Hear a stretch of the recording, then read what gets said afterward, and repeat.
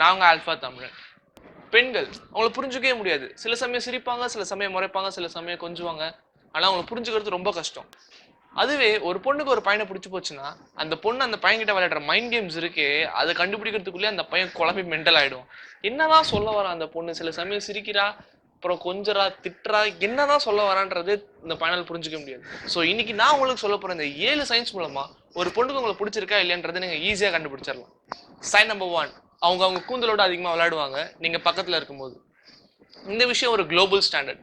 உலகத்துல எந்த பொண்ணு எடுத்துக்கிட்டாலுமே சரி, அந்த பொண்ணுக்கு உங்களுக்கு பிடிச்சிருந்தா அவங்க கை ஆட்டோமேட்டிக்கா நீங்க பக்கத்துல இருக்கும்போது அவங்க தலைக்கு போயிடும். அவங்க அந்த கூந்தலோட விளையாடுவாங்க, ட்விஸ்ட் பண்ணுவாங்க, இந்த மாதிரி டியூப் முடிச்சு போட்டு விளையாடிட்டு இருப்பாங்க, இந்த மாதிரி நிறைய விஷயங்கள் பண்ணுவாங்க. அது நீங்க பக்கத்துல இருந்தா மட்டும்தான். மெயினா அந்த பொண்ணுக்கு அந்த பையனை பிடிச்சிருந்தா மட்டுமே தான் அந்த செய்கை நடக்கும். இந்த விஷயம் அவங்கள அறியாம நடக்கக்கூடிய ஒரு விஷயம். ஸோ அதனால நீங்க இது ஈஸியா கண்டுபிடிச்சிடலாம். சைன் நம்பர் 2, அவங்க உங்களை டச் பண்ணி பேசுவாங்க. ஒரு பொண்ணு ஒரு பையனை பிடிக்காம அந்த பையன் கிட்ட கூட போக மாட்டாங்க. அதுவே அந்த பொண்ணு அந்த பையனை டச் பண்ணி பேசுறாங்க அப்படின்னா அந்த பொண்ணுக்கு அந்த பையனை பிடிச்சிருக்குன்னு தான் அர்த்தம். இந்த டச் நிறைய விதத்துல சொல்லலாம். ஃபார் எக்ஸாம்பிள் ஆக்சிடென்டலா டச் பண்ணலாம், இல்லை உங்களை அடிக்கலாம், உங்க தோல் மேலே கூட சாஞ்சிருக்கலாம் ரொம்ப பிடிச்சிருந்தா. இந்த மாதிரி சில விஷயங்கள்லாம் நடக்கும். அது மாதிரி உங்களை நார்மலாக டச் பண்ணி பேசுவாங்க. ஸோ இந்த விஷயம் நடந்திருந்தா அந்த பொண்ணு உங்களுக்கு பிடிச்சிருக்குன்னு அர்த்தம். சைன் நம்பர் 3, நீங்கள் சொல்கிற சப்ப ஜோக் கூட உங்களுக்கு பெரிய ஜோக் மாதிரி நினச்சி பயங்கரமாக சிரிப்பாங்க. இந்த விஷயம் எப்படின்னா, உங்களுக்கு ஒருத்தவங்களுக்கு பிடிச்சி போச்சுன்னா அவங்க பண்ணுற சின்ன சின்ன விஷயமும் உங்களுக்கு ரொம்ப அழகாக தெரியும். சின்ன காமெடி கூட ரொம்ப பெரிய விஷயமா தெரியும். இதே கான்செப்ட் தான் அவங்களுக்கும்.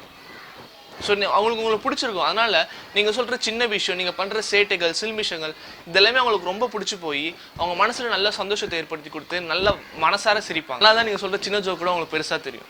சைன் நம்பர் 4, அவங்க கண்ணு மூலமாக சிரிப்பாங்க. இது எப்படின்னா, நான் சிம்பிள் சினாரியோவில் சொல்கிறேன்.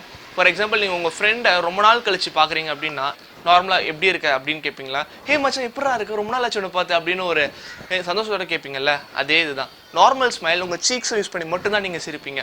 அதுவே ஒரு நம்ம பிடிச்சவங்க நம்ம பார்க்கும்போது நம்ம கண்ணில் இருந்து ஃபேஸ் இருந்து ஃபுல் மசில்ஸும் நம்ம யூஸ் பண்ணி சிரிப்போம். ஃபார் எக்ஸாம்பிள் ஹே அப்படின்னு நம்ம சொல்லும் போது இங்கே இருக்கிற இந்த கண்ணுக்கிட்ட இருக்க மசில்ஸ்லேருந்து எல்லாமே நம்ம யூஸ் பண்ணுவோம்.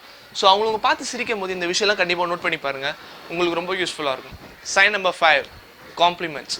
ஒரு பொண்ணுக்கு ஒரு பையனை பிடிச்சி போச்சுன்னா அவங்க தலையிலேருந்து கால் வரைக்கும் எல்லாமே நோட் பண்ணுவாங்க. இன்க்ளூடிங் ஷர்ட் டு பேண்ட், பெல்ட்லேருந்து ஷூ வரைக்கும், நீங்கள் யூஸ் பண்ணுற சாக்லேருந்து பென் வரைக்கும் எல்லாத்தையுமே நோட் பண்ணுவாங்க. அதே சமயம் நீங்கள் போட்ட ட்ரெஸ் நல்லா இருந்துச்சுன்னா காம்ப்ளிமெண்ட்டும் கொடுப்பாங்க. At the same time comment அடிப்பாங்க. காம்ப்ளிமெண்ட்ஸ் பொறுத்த வரைக்கும் உங்கள் ஷர்ட் நல்லா இருக்குது, உங்கள் ஹேர் ஸ்டைல் நல்லா இருக்குது, உங்கள் ஷூஸ் நல்லா இருக்குது, இதே மெயின்டைன் பண்ணிக்கோ, இந்த ஃபார்ம்லேயே இரு, அந்த மாதிரி சொல்லுவாங்க. அதே மாதிரி கமெண்ட்ஸ் பொறுத்த வரைக்கும் இந்த ஷர்ட் நல்லா இல்லை, வேறு ஷர்ட் மாற்றிக்கோ, எனக்கு பிடிக்கல அப்படின்ற மாதிரி உரிமையோடு உங்ககிட்ட சொல்லுவாங்க. சைன் நம்பர் 6, உங்ககிட்ட என்ன வேணாலும் கேட்பாங்க, அதே சமயம் உங்களுக்காக என்ன வேணாலும் செய்வாங்க. இதில் ஒரு சிம்பிள் சினாரியோவில் சொல்லணும்னா, உங்கள் ஸ்கூல் ஒரு காலேஜ் லைஃப் எடுத்துக்கோங்க. காலேஜில் அசைன்மெண்ட்ஸ் கொடுப்பாங்கல்ல, ஸோ அந்த அசைன்மெண்ட்ஸ் நீங்கள் எப்படி எழுதுவீங்க? முக்கால்வாசி டைம் பசங்க அவங்க எழுதவே மாட்டாங்க. அவங்க கேர்ள் ஃப்ரெண்ட்ஸ் கிட்ட கொடுத்து அந்த பொண்ணுங்க தான் எங்களுக்காக எழுதி தரும். எதுக்கு அந்த பொண்ணு உங்களுக்கு எழுதி தரணும்? அந்த பொண்ணு உங்களுக்கு பிடிச்சிருக்குன்றாங்க மட்டும் தானே எழுதி தராங்க, அதனால தான் நீங்கள் கேட்கவும் செய்றீங்க. அதே கதை தான். இதே தெரியாத பொண்ணுகிட்ட போய் எனக்கு அசைன்மெண்ட் எழுதி கொடுறீ அப்படின்னு சொன்னால் அந்த பொண்ணு எழுதி கொடுக்குமா? போடா நான் சொல்லிட்டு போயிடாது. அதே இதுதான்.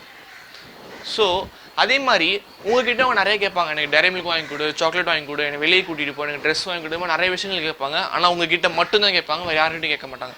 ஸோ இதுலேயே நீங்கள் தெரிஞ்சுக்கலாம் அந்த பொண்ணுக்கு உங்களுக்கு பிடிச்சிருக்கா இல்லையா அப்படின்ட்டு. So last but not least, sign number 7, grooming. So நீங்கள் அவங்களோட வெளியே போகும்போது இல்லை நீங்கள் அவங்களை பார்க்க நிறைய சான்சஸ் ஏற்பட்டால் அவங்க தன்னைத்தானே அழகுபடுத்திக்க ட்ரை பண்ணுவாங்க. ஃபார் எக்ஸாம்பிள் லிப்ஸ்டிக் போடலாம், ஐலைனர் போடலாம், நல்லா ப்ராப்பர் ஹேர் ஸ்டைல் செட் பண்ணிட்டு வரலாம், நியூ ட்ரெஸ் போடலாம், நியூ ஷூஸ் போடலாம், இந்த மாதிரி நிறையா போட்டு வந்து உங்கள் முன்னாடி தன்னைத்தானே அழகாக பிரதிபலிச்சுக்க ட்ரை பண்ணுவாங்க. இந்த 7 சயின்ஸை உலகத்தில் நீங்கள் பழகிற எந்த பொண்ணுகிட்ட நீங்கள் பார்த்தாலும் அந்த பொண்ணுக்கு உங்களுக்கு பிடிச்சிருக்குன்னு அர்த்தம். ஸோ தாராளமாக நீங்கள் இந்த அடுத்த ஸ்டெப் தில்லாக எடுத்து வைக்கலாம். ஸோ guys, இந்த சேனல் நீங்கள் இன்னும் சப்ஸ்கிரைப் பண்ணலாம், தயவு செஞ்சு சப்ஸ்கிரைப் பண்ணுங்கள். at the same time மறக்காமல் பெல் ஐக்கானை கிளிக் பண்ணிக்கோங்க. And now I'm Santosh signing off and this is Alpha Tamira and you guys are amazing. Bye bye.